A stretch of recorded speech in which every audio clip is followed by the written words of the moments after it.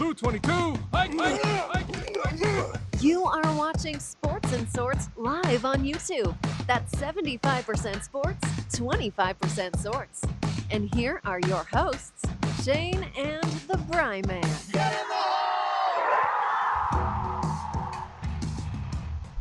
Oh, there's a little hiccup on our intro there. Boy. Yeah. Well, Bry Man, we have been... All right, this is Sports and Sorts with Shane and the Bry Man. Hi, I'm your host. My name's Shane. And this is the Bry Man, of course.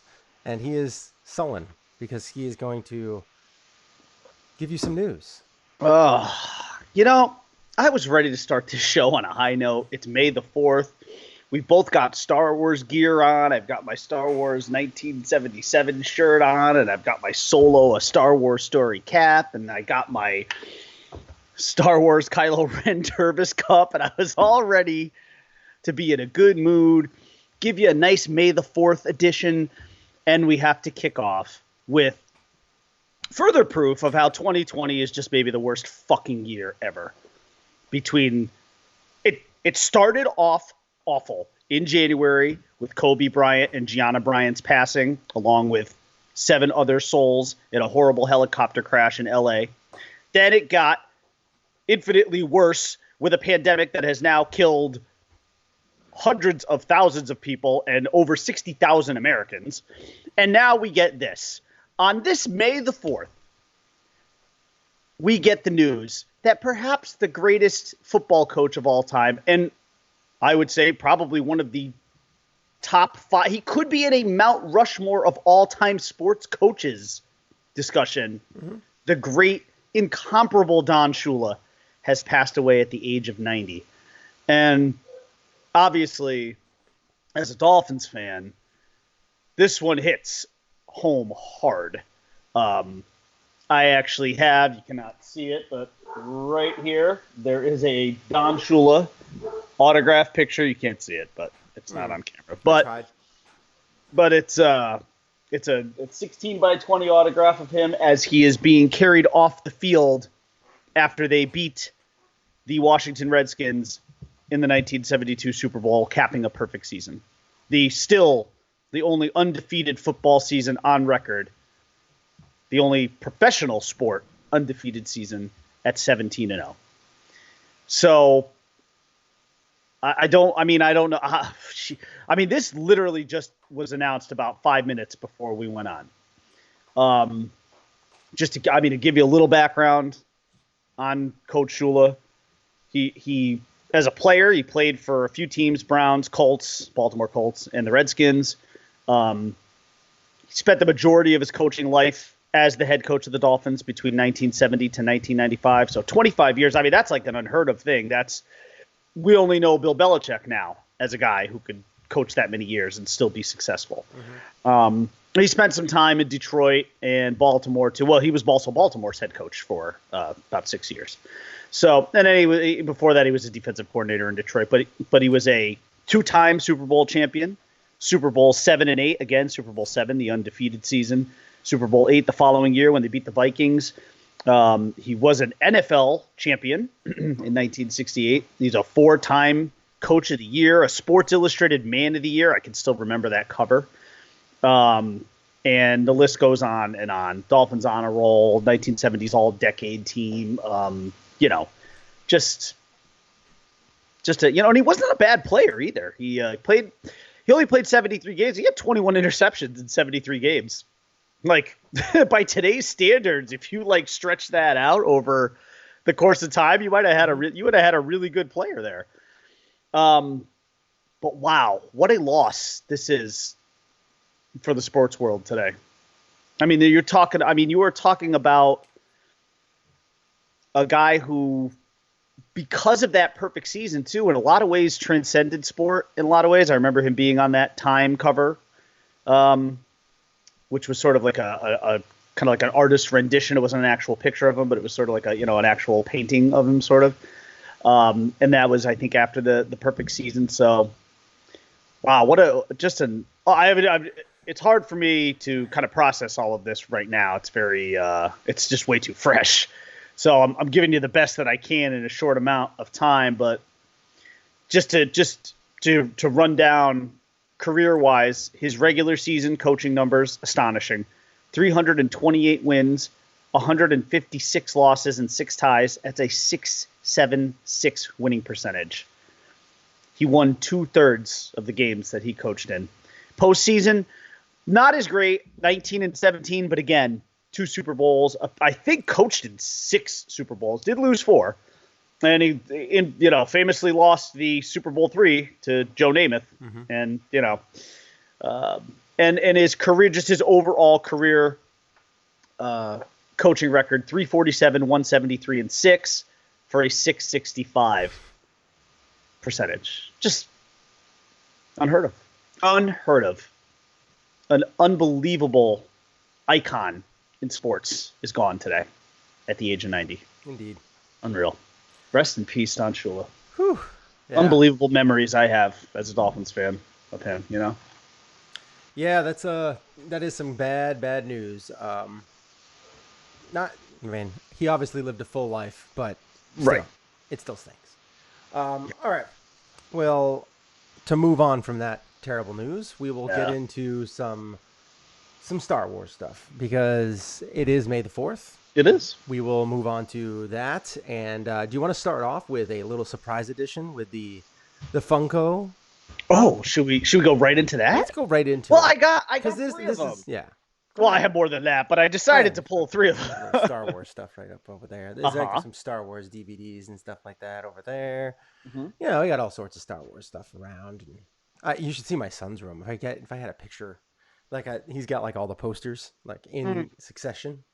Yeah. So the other thing you can't see it, of course, because you've been in my basement, but I've got the Empire Strikes Back poster to the right of it with the Darth playing, so Darth Vader lightsaber. And he's clean shaven too, but this is about as clean shaven as the Brian Man gets, really. This is my fresh cut.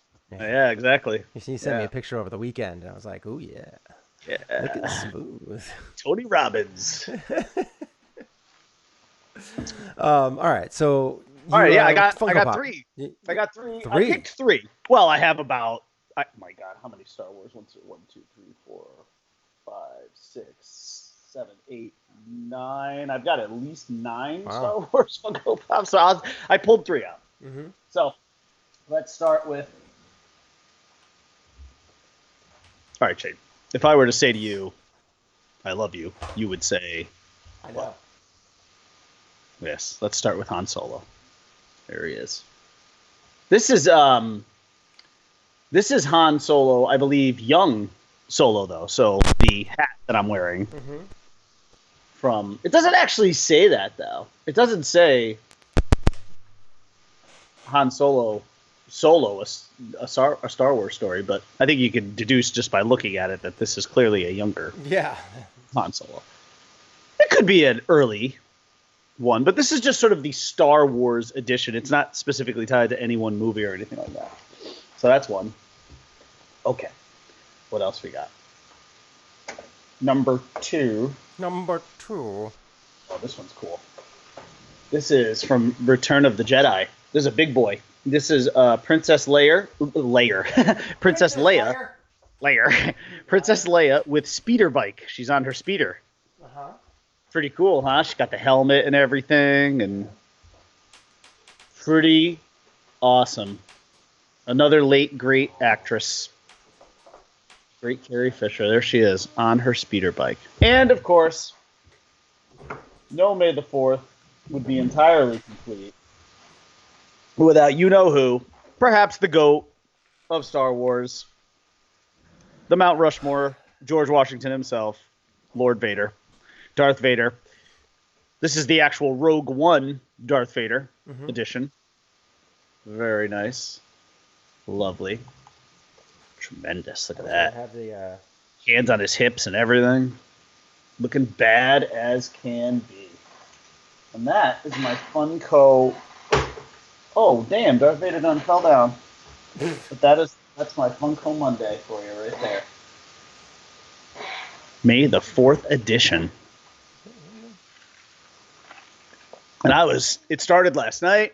I was watching, I think I turned on TNT at one point, Attack of the Clones was on, then Revenge of the Sith was on, then I fell asleep. So, lots of Star Wars. I actually have a Star Wars T-shirt coming in the mail today. Really? From Hot Topic, yeah. It's actually it's a Darth Vader one. It's very much my style of shirt. It's like this color, charcoal kind of gray, and just on the chest here, it just has Darth Vader's helmet. So, just his face. Totally my kind of T-shirt. I like simple stuff like that. So,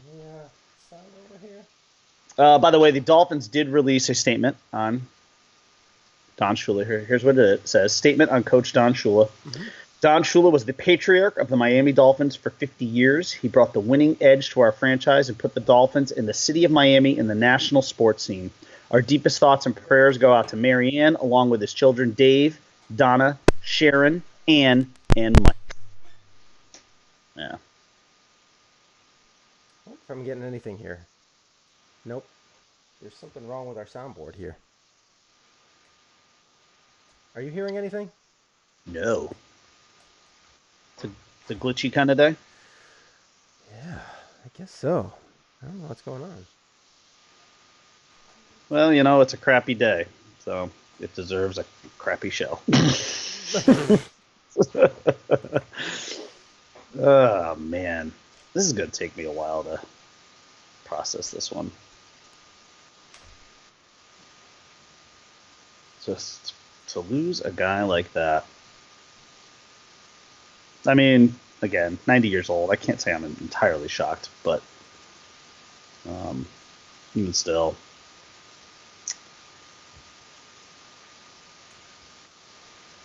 We are having technical difficulties. Yeah, with this. I don't know what's going on with the sound. The thing is not doing anything at all. Output. Let me see if I can figure something out here, but I don't know. I'll figure it out as I go, I guess. But right now we have our soundboard is not connected for some reason. I'm not really sure what's going on. So, anywho, so yeah, thanks for those Funko Pops. That was cool. Yeah. That was cool. No doubt. Cool. All right. Shane, you're really quiet. Oh, well, that's not good either. Not sure what's going on. This is just a rough day, huh? Yeah. That's just terrible. As if 2020 has not sucked balls enough, and it really has. So, Brian, let's let you get into the Last Dance, because I wanted to talk about that. It's a really good series that's going on. Yeah. So why don't you get into that? I'm going to see if I can figure out my issues, and please let me know if there's any improvement on the sound on my side. Yeah. So last night was episodes 5 and 6. I've really enjoyed episodes 1 through 4 tremendously. I'm going to be playing something in the background, and if something pops up, and it starts sounding a little bit better, let me know. Okay. So last night's episodes 5 and 6, they were good. Again, this series, I want to repeat, has been very compelling, especially when you consider that when it comes to this whole Last Dance story and everything leading up to the 98 Bulls and that being their final championship, we know how this ends. There's no mystery here. It's like we said, it's like the Titanic. We know what happens. Mm-hmm. But I have been amazed at how enthralled I've been in this series, just with all these backstories that we never knew about, and that for whatever reason took 22 years to come to light, which, but the timing of this obviously couldn't be any better, because what else is going on right now in the world of sports, or what else is going on at all other than the COVID-19 stuff. So, it's anything that can serve as a distraction is great. Last night's episodes, they spent time in episode 5 diving into, like, right at the beginning, the beginning of the relationship with Kobe breaking into the I could league. also tell you that I haven't seen 5 and 6 yet. So. Yeah. So, I've seen 4 and 5. I just watched those like 2 days ago. Yeah, it's Kobe breaking into the league. And what I really loved about this episode, the thing that I think that stood out the most, was they're in that locker room, in the Eastern Conference locker room before the start. And they were all kind of saying this young kid from LA, he's going to want to turn this into a one-on-one show. He's going to try and, he's going to really try and you could kind of tell that because he was so young. What was he, 18 or 19 or whatever when he played in that game? He was the youngest All-Star ever. And you could tell that, especially with some of these veteran older guys, Jordan included, that they felt Kobe was going to try and take over, and they felt like he was going to try and make a big statement. And Jordan basically went out of his way to say, I'm going to show this kid. And he did. He did. Jordan won that All-Star Game MVP. And looked great doing it. And, at that point, so you got to remember, too, one of the big backdrops of this 1998 season is that Jerry Krause has already informed Phil Jackson that he will no longer be the head coach going forward. And in essence, Jordan was like, well, if Phil's not the head coach, then I'm not here. So you've kind of got all of that in the backdrop. So everything in this 1998 season feels like the end for Michael Jordan in a lot of ways. Not necessarily the end of his career, but certainly the end of his Bulls career, because Jerry Krause has drawn a line in the sand for whatever ridiculous reason. Mm-hmm. And, now you've got this feeling like everything that Jordan does as a Bull in that season is the last time that he'll be doing it. One of the other things was, and I'm getting my episodes mixed up here. So if I cross between episodes, just excuse me. But, one of the other things they highlighted was his last game as a Bull in Madison Square Garden, where he dropped like 42 points and, and the people in MSG, showered him with cheers and adoration. And it just goes to show that, regardless of the uniform, him playing in that building, I mean, even though he drove Knicks fans nuts, and Spike Lee especially, they still loved him. They also kind of got into, in these episodes, him signing with Nike. And I thought this was interesting because he wanted nothing to do with Nike. Nike was a startup in the early to mid 80s, mm-hmm. and he didn't want anything to do with them back in 1984.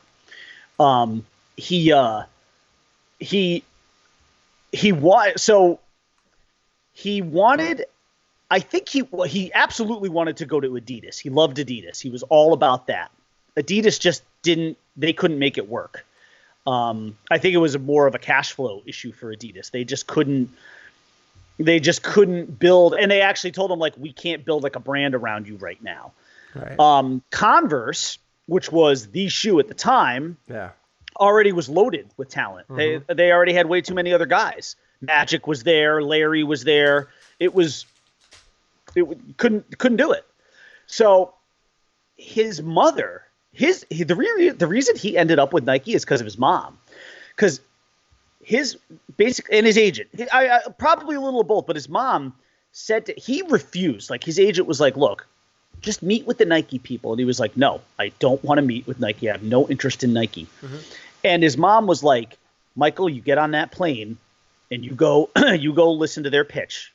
I mean, you kind of at least just, if somebody wants to talk to you, you owe them that. And she pushed him, and he finally got on the plane, and he went there, and he went with his family. They all went together. And, long story short, too late. He signed with Nike. And at the time, if I remember correctly, it was only like $250,000. It wasn't like, right. But at the time, for Nike being a startup and what they were, that was huge money. I mean, huge money. So I thought that was pretty interesting. And then, speaking of Nikes, just to go back to that last game, mm-hmm. in 1998 at the Garden, he wore. I never knew this. This is kind of fun to get this sort of information that you get from this. But he wore the Jordan 1s. So his 1984 shoe with Nike, he wore his Jordan 1s his last game as a Bull against the Knicks in Madison Square Garden. And he said, like, by halftime, like, his feet were killing him and his feet were bleeding. And he said by the end of the game, his feet were in so much pain and his socks were soaked in blood.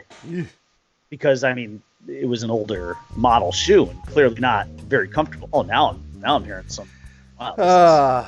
I just had to get I had to get like a minor electrocution. That's all. You all right? This isn't electrocution music. This is straight porn. No, I literally got electrocuted. Shocked? Yeah. Wow. The sacrifices. Yep. Damn. Yeah. Well, you love this show. That's impressive. Anyways. And then I think the other thing that kind of stood out to me was the whole Olympics. They went into the 92 Olympics in Barcelona with the Dream Team.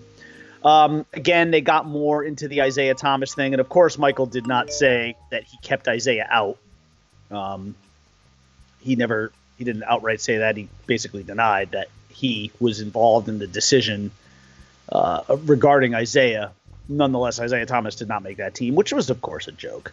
Yeah. I mean, listen, I think Isaiah Thomas has come out as somewhat of a villain in this, although a lot of people would say Jordan's a villain too. I mean, from what I've seen through episodes 3 and 4, because I got to watch the Rodman and everything, it is captivating. It was quite. Yeah. Or no, was that? That was the one, right? It was Rodman and all that kind of stuff, going to Vegas and all that stuff. And I will say, I don't think that Rodman is that Isaiah Thomas for the stuff that we've seen he's a villain. I don't. He is vilified, but he is who I think he is, and who I thought he was. Yeah, he's always seemed smug to me. He still seems smug, and I don't think that changes. I do think that they have bad blood, and that's fine. Yep. Jordan didn't hesitate to proclaim Isaiah's place in history. He said last night, he's the second greatest guard I've ever seen behind Magic Johnson. So, yeah. I mean, he's not, and that is accurate. I think that's an accurate depiction of Isaiah Thomas's place in history.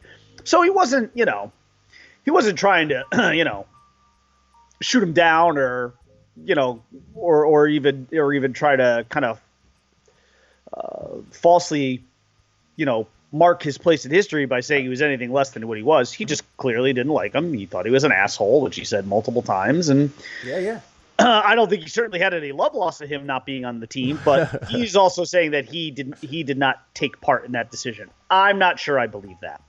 The other thing that they got into last night, finally, was the gambling thing.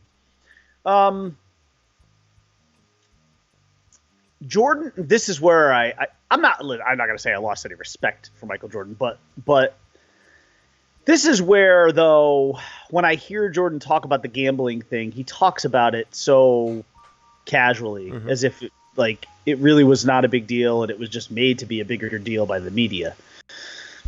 And look, I mean, listen, if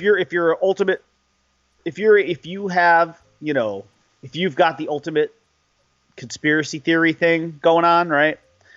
You might believe that Michael Jordan and his gambling is what kept him out of the 1994 to 1995 seasons. Yeah.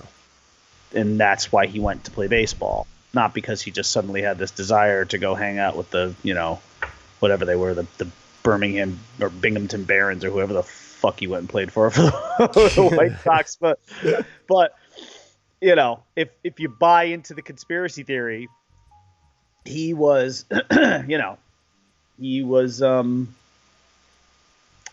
maybe gambled his way out of the NBA and was punished by David Stern quietly. And David Stern, because he had a good relationship with Michael, maybe wasn't going to just throw him to the wolves, throw him under the bus and just say, listen, you need to be out of the league for a while, but I'm not going to quote unquote suspend you, but you're going to walk away and go do something else for a couple of years. Listen, I don't know where I stand on that. I really don't. I would hate for someone to put a gun to my head and say, yes or no, did that happen? And I would hate to have to answer it because the conspiracy theorist in me wants to say, oh yeah, that's why he was gone. Yeah. But then when I take the tinfoil hat off, I kind of want to say no. He really just had this bizarre desire to go play baseball, which is actually how I ended up going from hating him to liking him. That's because I used to hate him. And then I loved him after he went and played baseball because I my feeling was this guy loved baseball so much, and of course baseball is my favorite sport, but he loved baseball so much that he was willing to, let's be honest, embarrass himself. Oh yeah. And he decided to pursue something that he loved, even at the expense of hurting his brand. And I just had a lot of respect for that. And I started to change the way I felt about him. And, listen, again, whether it was real or not, the bottom line is, even if he was suspended, he didn't have to spend those 2 years playing baseball. He could have just sat on his ass or commentated or something. He could have done anything. And then he could have said, okay, I'm back. He didn't. He chose to actually do something with that time because he's so competitive. And obviously baseball he was not good at. I mean, he had incredible natural athleticism, but it did not translate onto a baseball field. And he had nice moments, but he's not a baseball player. He's not an all-star for sure. No. He was basically Tim below Tebow. average. He was double Tim A Tebow. guy, single A guy. Like he's better than Tebow. I just think that because I mean, let's be honest. The difference between Tim Tebow and Michael Jordan is obviously night and day. The one guy was maybe the greatest professional athlete to ever live, and the other guy was a really great college player. Yes. That's what it comes down to. And I love Tim Tebow. I love him. I think he was one of the ultimate winners in the history of college sports, and maybe the greatest college athlete ever, but not a good pro athlete. It just didn't translate at all. No. That's not out of the norm, by the way. That's happened a lot. That's happened to a lot of great college athletes. That transition does not happen. Yeah. So, but look, again, a couple more captivating episodes. Very impressed with this series. I wasn't quite as into these 2 episodes as I think I maybe was some of the others, but I think it was just because of some of the others just had a lot more salacious stuff, like the whole Dennis Rodman thing in Vegas, him, in a room with Carmen Electra, who's hiding behind a couch with a blanket over her in fear of Michael Jordan. Whenever you're talking about Dennis Rodman, I mean, that whole story is captivating. Right. And I would have liked to have seen, and maybe they'll get into it later. But you had to know there was going to be some filler episodes. Yeah, I would have liked to have seen like a little bit more on Kobe, but I guess it's not that. Listen, this isn't about Kobe, and it was sad because Kobe is interviewed in this, obviously before his passing, and so that was rough. That was kind of rough to see that.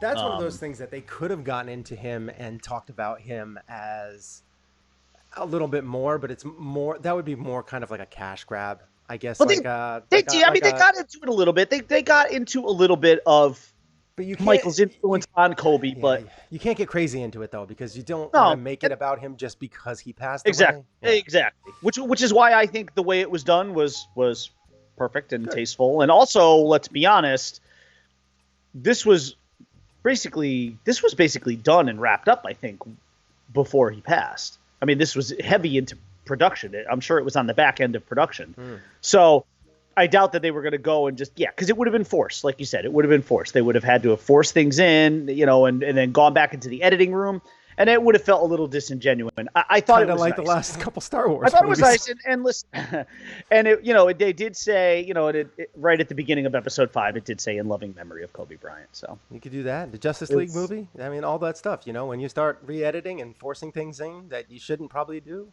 things get a little crazy. Yeah. Can we get the fucking what is it? The Snyder cut, right? Snyder cut. Of Justice League, which is still being bandied about. Probably not going to be that much better, but who knows?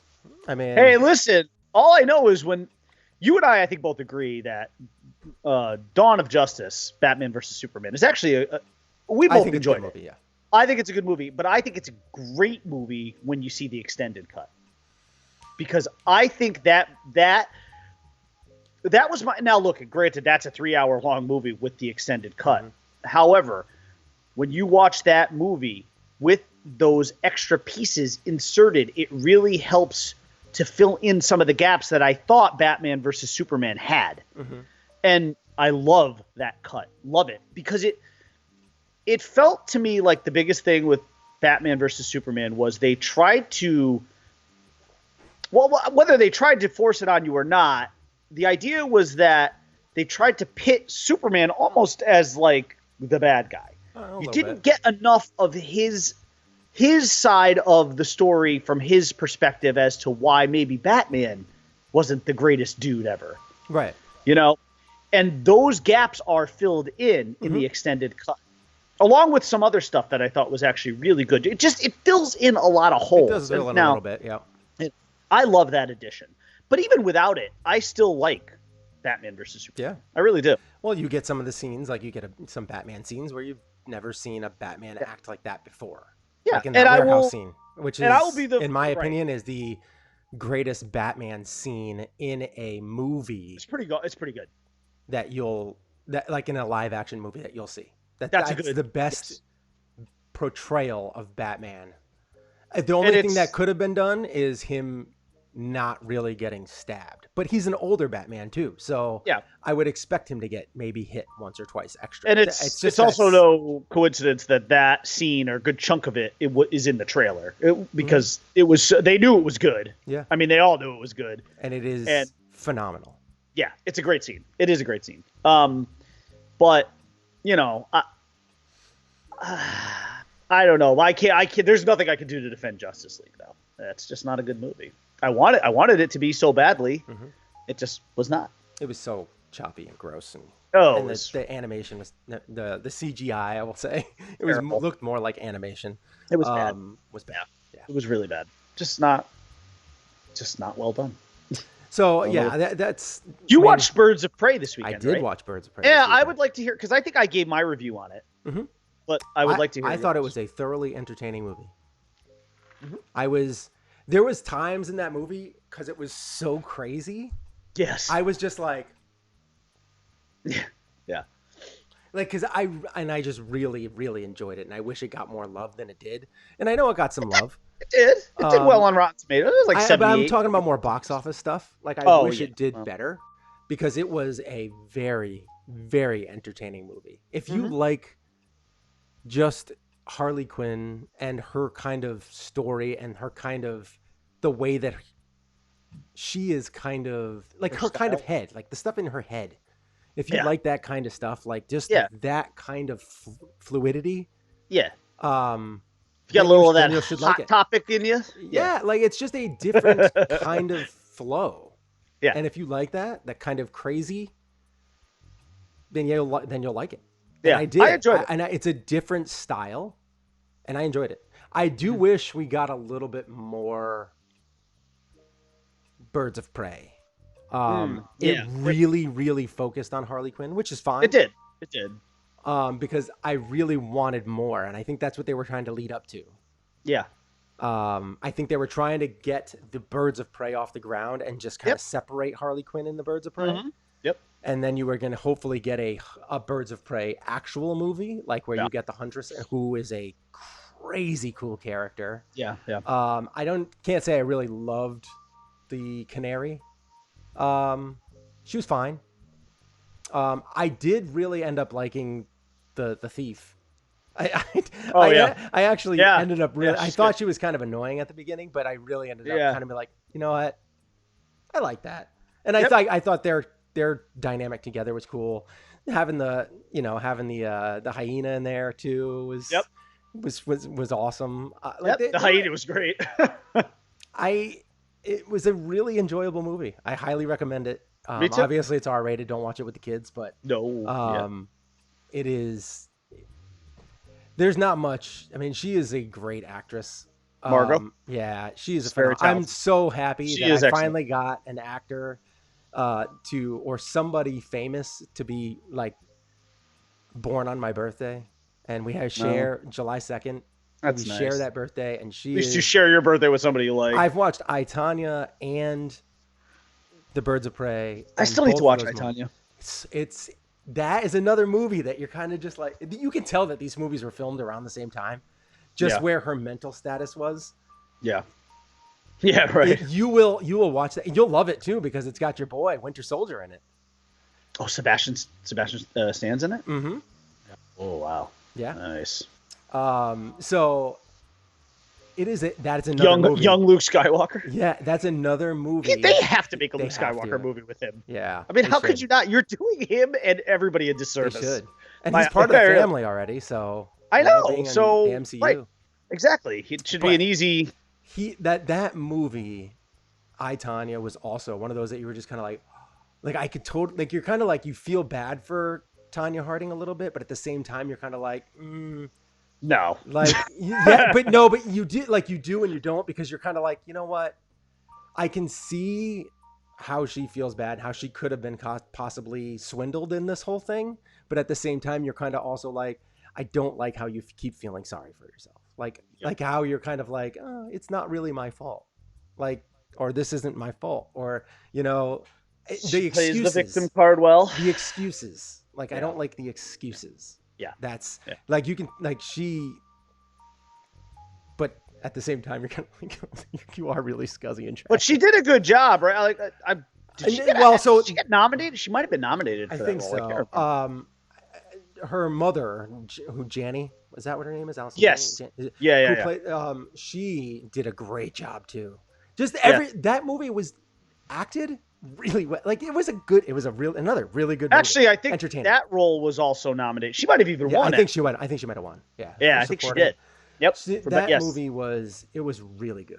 Yeah. Super entertaining. And it brings you back, and you're just kind of like, you know, like, man, she was super talented. She just didn't quite have it in her. Yeah. Like, but yeah, it was, and then just the stuff that happens after, and you just kind of, you do feel, at the end, you're kind of like, that sucks. Yeah. Really sucks.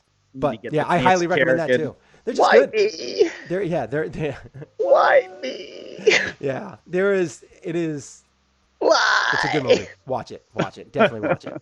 You should definitely check it out. It's not even that long. It's like an hour and 40 minutes, something like that. Hour and 45. I don't know. Didn't feel that long. Flowed quick. Definitely watch. Definitely good watch. All right.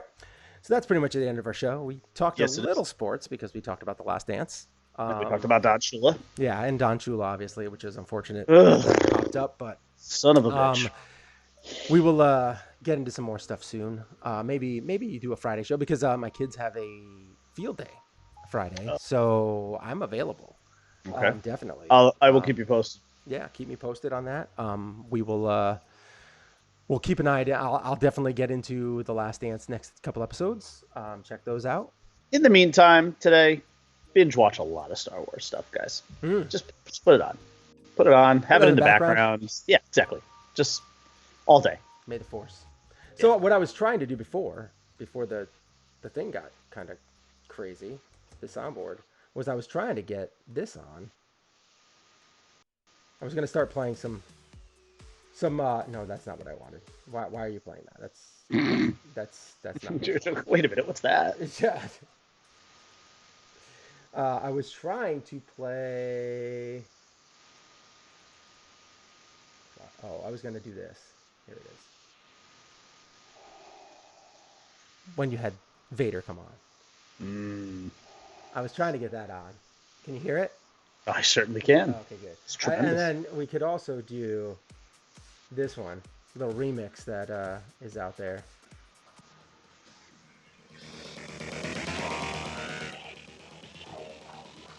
Ready? I think this is Yep.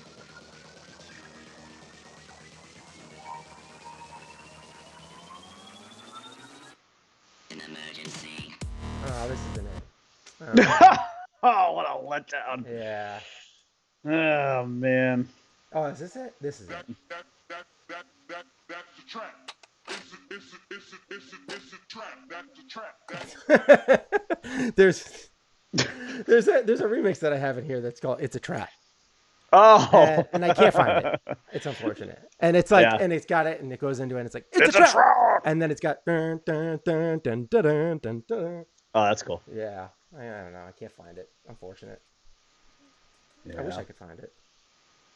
That was too bad. The way that this thing's set up now, it's like weird. Because every time you update your iTunes and stuff like that, it like changes the files and the way that things are set up, and it's like, just leave it the way it is. Right. Jerk. You big jerk. All right. Well, I have to run. We got to wrap. Literally, you have to run. So I don't have the runs, but I have to go. Slide over a few feet to my desk here. Diarrhea, cha-cha-cha. Slide over. But, hey, listen, may the 4th be with you. And with always. You. Always. And,